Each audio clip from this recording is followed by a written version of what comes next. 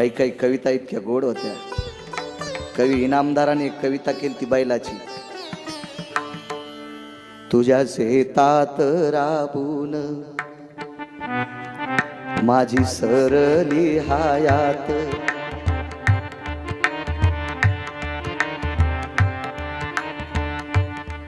तुझ्या शेतात राबून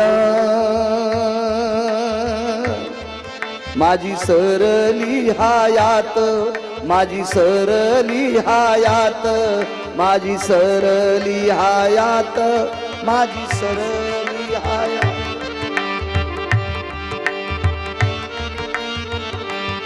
तोच बैल म्हणतोय, नाही ओढत नांगर आता उतार वया, नाही ओढत नांगर आता उतार वयात. बैल म्हणतो त्या शेतकरी राजाला, माझी हयात संपली रे, आता नांगर मला ओढत नाही.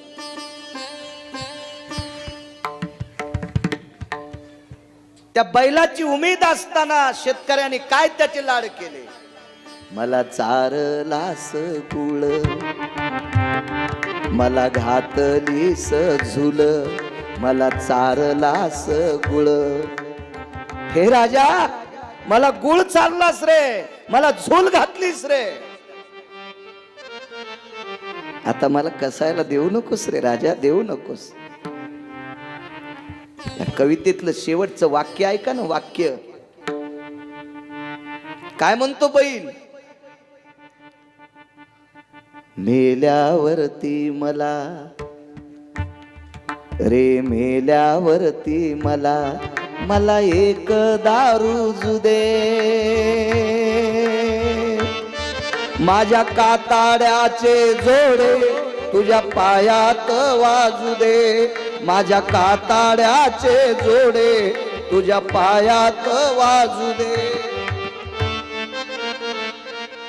बैल म्हणतो, राजा एक इच्छा आहे माझी, मी मेल्यावर माझ्या कातड्याचा जोडा तुझ्या पायात वाजावा, तुला काटे मोडू नये.